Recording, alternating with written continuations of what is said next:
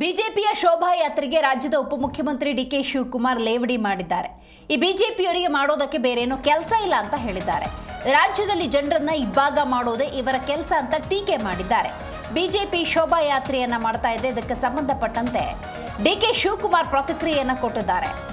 ಬೆಂಕಿ ಇಟ್ಟು ರಾಜಕೀಯ ಮಾಡೋದೇ ಅವರ ಕೆಲಸ ಅಂತ ಹೇಳಿದ್ದಾರೆ. ಈ ಬಿಜೆಪಿಯವರಿಗೆ ಮಾಡೋದಕ್ಕೆ ಕೆಲಸ ಏನೂ ಇಲ್ಲ ಅಂತ ಹೇಳಿದ್ದಾರೆ.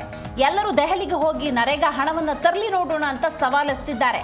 ಬಿಜೆಪಿ ಶೋಭಾಯಾತ್ರೆಗೆ ಡಿಕೆ ಶಿವಕುಮಾರ್ ಲೇವಡಿ ಮಾಡೋದ್ರ ಜೊತೆಗೆ ಬಿಜೆಪಿಯ ನಾಯಕರಿಗೆ ಹಲವು ಸವಾಲುಗಳನ್ನೆಸ್ತಿದ್ದಾರೆ. ಕಾವೇರಿ ಇರ್ಬೋದು, ಮೇಕೆದಾಟು ಇರ್ಬೋದು, ಮಹದಾಯಿ ಇರ್ಬೋದು, ಎಲ್ಲ ಯೋಜನೆಗಳಿಗೆ ಒಪ್ಪಿಸ್ಲಿ ನೋಡೋಣ ಅಂತ ಹೇಳಿದ್ದಾರೆ. ಅಭಿವೃದ್ಧಿ ಮಾಡಿಲ್ಲ ಅವರು, ಈಗ ತೆರಿಗೆ ಹಣವನ್ನಾದರೂ ತರಲಿ ಅಂತ ಹೇಳಿದ್ದಾರೆ. ಅಲ್ಲ, ಅವ್ರಿಗೇನು ಬೇರೆ ಕೆಲಸ ಇಲ್ಲ, ಬರೀ ರಾಜಕಾರಣ ಮಾಡೋದೇ ಕೆಲಸ, ಜನ ಭಾಗ ಮಾಡೋದೇ ಬೇಡ ಕೆಲಸ, ಬರೀ ಬೆಂಕಿ ಇಕ್ಕದೇ ಕೆಲಸ. ಅವ್ರಿಗೆ ಬೇರೆ ಇನ್ನೇನಿಲ್ಲ, ಅಭಿವೃದ್ಧಿ ಕೆಲಸ.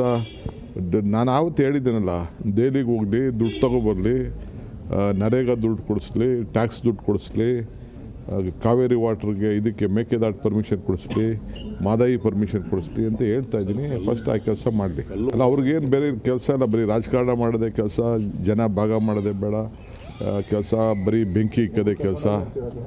ಅವ್ರಿಗೆ ಬೇರೆ ಇನ್ನೇನಿಲ್ಲ, ಅಭಿವೃದ್ಧಿ ಕೆಲಸ. ನಾನು ಆವತ್ತು ಹೇಳಿದ್ದೇನಲ್ಲ, ದೆಹಲಿಗೆ ಹೋಗಲಿ.